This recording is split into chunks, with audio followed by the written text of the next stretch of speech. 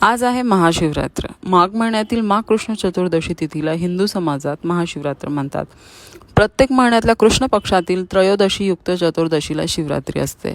मात्र माघ महिन्यातील शिवरात्रीचा महिमाच मोठा असतो.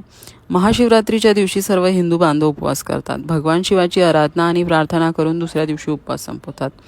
अशी मान्यता आहे की काही दंतकथेनुसार समुद्रमंथनातून निघालेले हलाहल याच दिवशी शंकरांनी प्राशन केले होते आणि जगाला विनाशापासून वाचवले, आणि हेच ऋण फेडण्याचा दिवस म्हणजे महाशिवरात्री. तर काही कथेनुसार या दिवशी शिव आणि पार्वतीचा विवाह झाला होता. महाशिवरात्रीविषयी आणखी कथा असल्या तरी काही लोक या दिवसाला जलरात्री देखील संबोधतात. महादेवांनी या दिवशी तांडव नृत्य केले होते आणि महादेवांना शांत करण्यासाठी आणि भूलोकाचा विनाश टाळण्यासाठी लोकांनी प्रार्थना केली होती. महाशिवरात्रीला शिवलिंगाची विशेष पूजा होते. पंचगव्य म्हणजे गाईचे दूध, तूप, शेण, गोमूत्र आणि दही लावून शिवलिंगाला अभिषेक करतात. त्यानंतर दूध, दही, तूप, मध आणि साखर या पंचामृताने शिवलिंगावर लेप देतात. त्यानंतर धोतर आणि बेलाची पाने तसेच पांढरी फुले वाहून पूजा करतात. महाशिवरात्रीला जागरणाचे खूप महत्त्व आहे.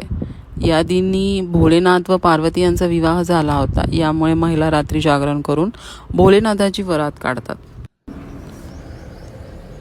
तर मी हे पार्थिव शिवलिंग बनवत आहे. तर मी यात गंगाजल आणि पंचामृत टाकून हे पार्थिव शिवलिंग बनवून घेतले आहे. यानंतर सर्वात अगोदर गणपतीची पूजा करून घेतली आहे. यानंतर पार्थिव शिवलिंग जे बनवलं आहे त्याचं पंचामृताने अभिषेक करून पूजा करून घेणार आहे. अगोदर मी जलाचा अभिषेक करून घेतला आहे, त्यानंतर पंचामृताचा अभिषेक करणार आहे.